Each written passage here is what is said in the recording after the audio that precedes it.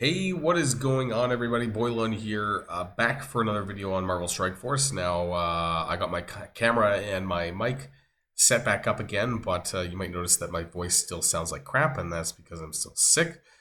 But I am feeling a little bit better. It's just this has been pretty rough since last Thursday. Unfortunately, also ruined the second half of my vacation a little bit. So we're here to talk about a few things. We had a blog post for me last night, right? Everything starts at 11 p.m. I did myself a run of the negative zone as well. I did clear it, and it took me an hour. And it was midnight, and then I went to bed. And then I woke up this morning feeling like crap, but then I took some meds, and here we are. So we're going to be talking about the Quazar SCOURGE event, which is going to be coming next week. And then we're also going to be talking about some of the things that I've been hearing in the community. And, you know, it seems like that Scopely is more and more just making content for people at the top. This part's a little bit weird, but when we take a look at what they're trying to do and how fast they're pushing characters, account levels up, and I actually want to, if there's anyone watching this that's like sub level 90, I'd be very curious to know how long it's been taking you to level up. And I say this because ever since they launched the command center, I feel like they've been really trying to push players to level 100 plus as soon as possible. Because I've been seeing lots and lots of instances, and especially with previous events, where they're just chucking experience at us. So we'll talk about that in a little bit. But if you're ready to go, let's mow this down.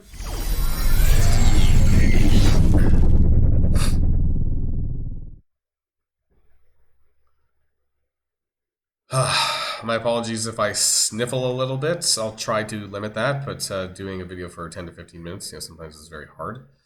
Otherwise, I'd be stopping over and over again, unless it gets really, really bad. But let's first start talking about the Invasion Event Quasar blog that came out last night. Now, this is how you're gonna get your red stars for Quasar. Now, I did unlock my Quasar. I haven't quite maxed him out yet. I mean, I don't know. I don't really know where I'm going to use him. But, he's a war character, right? War offense character. But I don't know. I haven't been playing a ton of war. I haven't watched the videos of the gameplay. I imagine he's just a good plug and play character, but I just haven't finished him up yet. Why? I don't know. I mean, I could do this right now. I guess there's nothing stopping me from doing that, but I don't know. I'm holding off for the moment. Anyways, to get his red stars though, there is going to be a SCOURGE event essentially. That's going to start with 8 missions, but next month there's going to be 12 missions or 12 nodes in June and then 16 in July. So this SCOURGE is going to be, I guess, I'm not going to say it's easy, or I'm not going to say it will be easy, but it won't be very long. And I guess it's not going to take as long because there's only going to be half as many nodes. Now, there is going to be difficulties 1 through 10 for this. They mentioned it down here that you can customize your difficulty with difficulties 1 through 10. And obviously, you're going to need to do higher difficulties to get higher milestones to get your Quasar red stars. Now, hopefully, I might be able to do a video on this when it comes out. So maybe the biggest issue is that everything starts at 11 o'clock at night, and I'm sure the people who are watching here from Europe know exactly what I'm talking about. But I've only had to do this for the last month, and it sucks. Yep, it sucks for us here in Europe because it's basically bedtime by the time everything launches. So I'm usually someone when I'm back home, anyways, right? I'm usually someone who likes to record, get it out ASAP for you guys. When it comes to gameplay videos, guides for SCOURGEs, I've done that before. But yeah, I'll try. I'll try. I'll try staying up really late to do this. Difficulties and mods. There's going to be some stuff here. Now, are we maxing out at a 4 red though for this? Is what I'm wondering. There's also a special mod for Quasar as well that boosts power, I guess, for lack of having the red stars. Essentially, now they are traded above difficulty 5, and I find these kind of interesting. So missions 1 and 2 is Harbinger or Quasar. Now, keep in mind, Harbingers are all of the characters, Vigilantes and Thunderbolt both. 3 and 4 is specifically Vigilantes. 5 and 6, sorry, 3 and 4 is Vigilantes. 5 and 6 Vigilante or Thunderbolt or Quasar, so you can use the whole team. But I suspect, because Thunderbolts are in here specifically, it's going to be easier for them. But we'll have to see. And then 7 and 8, Harbinger, Quasar. So again, anything that says Harbinger, so 1 and 2, 7 and 8, you can use all of them. 3 and 4, you have to use Vigilantes. 5 and 6, you can use the Vigilantes or Thunderbolts. Now, what I don't understand, though, is why does this not just say Harbingers? Because they're the only Harbingers. And actually, it's labeled under Chapter 1 Harbinger. But this trait has all 10 of the characters, so why not just say Harbingers here? Or Quasar? These are the only ones that actually mandate you to use Vigilantes, though. So I will be curious to know which nodes are better for which teams, I guess. And they're both raid teams, and you're going to be able to use your raid abilities in these Scourges. So this is going to be... I'm not going to say it's easy. We'll see if that has a double-bladed sword, double-edged sword for this, because if there's other enemies that are also raid characters, that could backfire, but of course you're probably going to want to use this anyways. Harbingers of Annihilus, this is a mod directly for Quasar to boost his power. Some of these you may have seen from like past events. Rope-a-dope is old. This one's pretty annoying actually. Bloody Nose, this one's new. This has to do with a lot of bleeds and heal blocks and things like that. War abilities active during this run. Now this is for Quasar because his kit essentially has all this stuff related to where is he? Up here. To war offense. So war offense on war offense, blah blah blah blah. Right. All war offense is stuff somewhere down here. So all that will be active using Quasar. It's probably also going to screw you with the enemies, most likely. Home field advantage with city characters getting buffs, villain characters getting debuffs. But I don't think that we're gonna. Actually, there are villain characters within your own teams, so do keep that in mind as well. So it will nerf certain characters like Taskmaster, like Electric Ghost, who are villains. So only one in the Vigilantes team though, but that will nerf them. And where was that again? Minus 20% damage and 20% max health. It's not a ton though. I think the overall benefit for Vigilantes on this one is probably a little bit better. When a character dies, their allied bio characters gain evade. Oh my god. Sorry guys. That could be kind of rough. Enemy.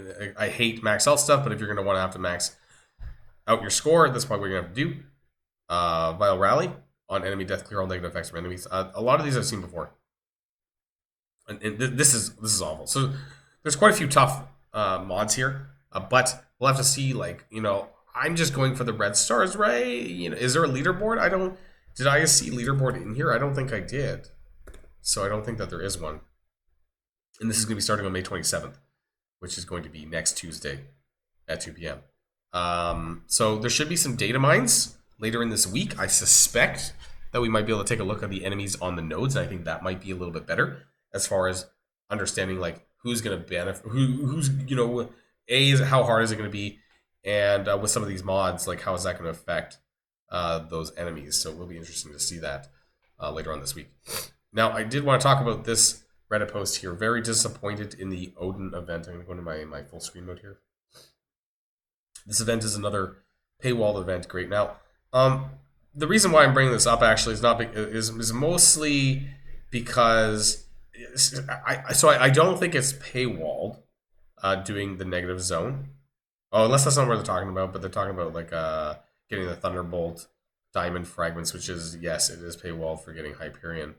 But I don't think that negative zone is paywalled as such. However, I do want to kind of springboard using that into talking about the negative zone. So I did clear the first round, waiting for this to reset for me. But so it takes me, it's a 23-hour cooldown. Took me 1 hour to clear it. So that's essentially putting it back again for me at about 11 p.m. So I suppose if I keep doing this every day that's the thing. I'm spending an hour every single day to do this. Do I have to? No. But Scopely has basically said, and they want you to do this, the screen time. Now that's going to make a pretty big difference for the points for the Ride of the All-Father. Now I'm able to do this, I'll be honest, yeah, I'm able to do this myself with very limited deaths. I think I died one time on one node. I do have gear tier 11, gear tier 20 on 2 characters right now. I had Silver Sable, but then I upgraded Daredevil Modern. 5 yellow, 5 yellow, and 4 yellow on Hitmonkey. That's where I'm currently at. And I was able to do that. So I don't think it's paywall. If you've been keeping up with stuff, that I was able to do it with Silver Sable being my only G20 as well. And I probably could have done a G19. Is it challenging and does it require some resets? It does. Unfortunately, I have not done a video on that because I was not here last week. Maybe I might do something this week. I'm still not super well. And I don't know if I want to spend 45 minutes to an hour maybe possibly detailing everything that I do when I'm not feeling that great. Getting my voice, and it's tough, even right now. But it is possible. I just think it's garbage, though. I just wanted to say, it's garbage. And I think I said this in my previous video. Running this every single day is bullshit. It sucks. It should have been 48 hours, something like that. Fine. And I don't mind dimensions. Running it 2 times, fine. Do it for the first and timed run rewards, fine. But expecting us to do this every single day for 2 weeks? Actually, it's 3 weeks, technically. Right? They were giving node rewards on the first week, last week, that I didn't run. But now they're doing it where a leaderboard is essentially, it's required for a leaderboard, which is very, very important. Not just because of the Odin stuff, but just the G2, it's Mystic, G20 mini. So you should, try to do well in this. But, I'm top 5,000 and we're all stuck here with, I think, the same amount of points, I think. Wait. Actually, I cored 1 orb, sorry. I forgot about that. But I'm sitting here at top 5,000, and that's with clearing 1 run and opening 1 core. So I think it's going to be very, very challenging to keep up with this even, if you're not willing to blow some cores, which I will do later on for Hyperion and possibly might go back for Songbird. Now, as far as characters go, I do want to talk about this towards the end of the video because they are very delayed in some of their farm abilities. Now, what I'm talking about is actually, and not that we need it, but it's Jean Grey and Hercules. So you can find them in the Battle World store for shards. You probably already have them at 7 if you've been keeping up with the game. But I did notice that they are beyond the 4 months of farmability. So my Excel's fucked right now, and so I've had to use Google the Google version, right? Upload it onto my Google Drive. So you can see here that Jean Grey and Hercules were released on. I'll zoom in a touch, maybe. Oh, I fucked it up. Never zoom in. There. We'll leave it here. 3rd of June. 3rd of January. Good God. And 14th of January, right? And if we scroll over a bit, this is what it usually looks a bit different. It's been 137 days and 126 days. Now, formally, they said that they were going to commit to farmability within 4 months, and it's about 2 to 3 weeks delayed. And it makes me wonder, is this because of the Intel store now? Did they just forget? I think I spoke about this in a previous video. I'm wondering if the Intel store is going to contribute to a delayed farmability because it is quote-unquote available right in the Intel store. Now, most of us should still be buying Gear Tier 20 minis, in my opinion, until Xavier. But I'm wondering if this is something that they're planning, that they're intentionally doing to delay farmability on newer characters. Now, the X-Men, Jean Grey and Hercules very well should be permanently available, I think, because, they're not even, Age of Annihilus characters. And most people have them anyways. But I'm wondering if it's going to delay the others. Is it going to delay Liberty, Peggy, Carter, Falcon, and Patriot? There were February, the start of February there. Peggy's coming up on 105 days, which means that realistically, they should be farmable within 2 weeks. 2 weeks from now, and we don't have it yet on Jean Grey and Hercules. They are in the. Are they? They are in the bumps. Okay, so you can find them in the orbs. Liberty as well, but still, the farmability is a big question mark, and it makes me wonder whether or not They care? Do they notice that what things are going on? The other thing I want to talk about, this we're going to end here, but are they making this game mainly for endgame players? And that's it. Like Marvel Strike Force is only for maxed out players, because it feels like that's what we're doing with the negative zone when it comes to this week's event. Like it's literally the only scoring method for Ride of the Allfather is spending cores and doing the negative zone. I'm trying not to cough because I think I riled myself up a bit. So there's literally nothing you can do to score for this if you're not level 100 plus, and ideally as close to 105 as possible. Now, they were previously giving experience away in regular events. I think they're still doing this, but it is in the command center. You can see this in some of the daily ones, weekly ones, monthly ones. And if you've been following this for a little while, some of them were super, super crazy, like 1,000 plus XP.